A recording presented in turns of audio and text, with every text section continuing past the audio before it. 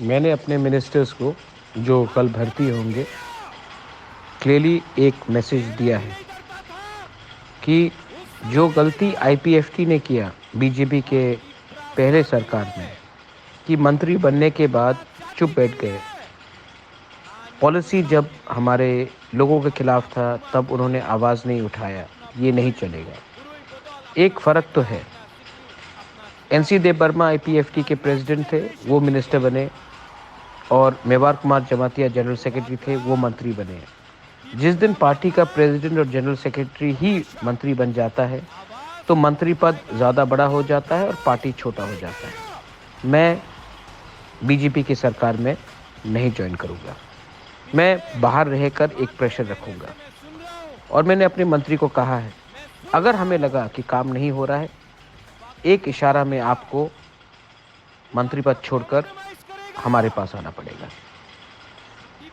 Pressure अंदर से होगा, प्रेशर बाहर से होगा, प्रेशर सिविल सोसाइटी से होगा और प्रेशर सेंटर में भी अपना ही लोगों को भेजकर हम क्रिएट करेंगे। पार्टी इम्पोर्टेंट नहीं है, सिंबल इम्पोर्टेंट नहीं है। इम्पोर्टेंट है कि हम किस तरीके से अंदर घुस के प्रेशर रखें कि हमें अपना ज़मीन का, पॉलिटिकल राइट्स का, फंडिंग का, लैंग्वेज का, स्क्रिप्ट का, कल्चर का, ऐतिहासिक का करेक्शन मिले। अमित शाह ने पहला मूव किया है कि उन्होंने स्वीकार किया है कि गवर्नमेंट ऑफ इंडिया से गलती हुई है, आगे का रास्ता देखना है। लेकिन हमें हर तरीके से, हर तरफ से, अंदर से, बाहर से, सब जगह से प्रेशर रखना है। कैबिनेट के अंदर हमें प्रेशर रखना पड़ेगा, ये 2 मंत्री के थ्रू। आज पहली बार है कि 11 मंत्री में 5 तिपरासा होगा। संताना, ऋषिकेतु, अनिमेष, शुक्ला और विकास, सब तिपरासा है। पार्टी अलग हो सकता है लेकिन सब तिपरासा है। प्रेशर कैबिनेट में आपको रखना पड़ेगा। पार्टी के बाहर, कैबिनेट के बाहर मैं प्रेशर रखूँगा और सिविल सोसाइटी से भी आपको प्रेशर रखना है। अगर हम ईमानदार रहे तो पार्टी का इतना मतलब नहीं जाता जितना हमारा ईमानदारी मतलब रखता है। तो ईमानदारी से काम कीजिए, एडीसी में काम कीजिए, कैबिनेट के अंदर काम कीजिए और दिल्ली में भी अपना ही आदमी भेजेंगे जो हमें रुकावट ना दे।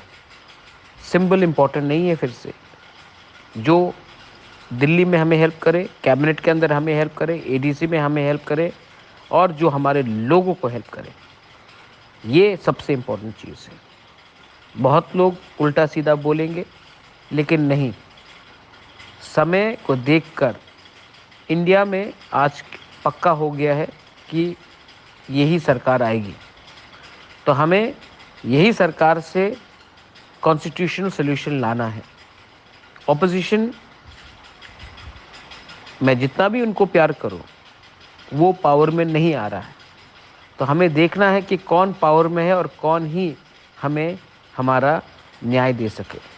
इसके लिए दिमाग से सोचकर हमने ये कदम उठाया है और अगर हमें लगा कि ये कुछ नहीं हो रहा है, सरकार कुछ नहीं कर रही है, तो हमें बिना डर कर कदम वापस भी लेना पड़ेगा। This is my message to all.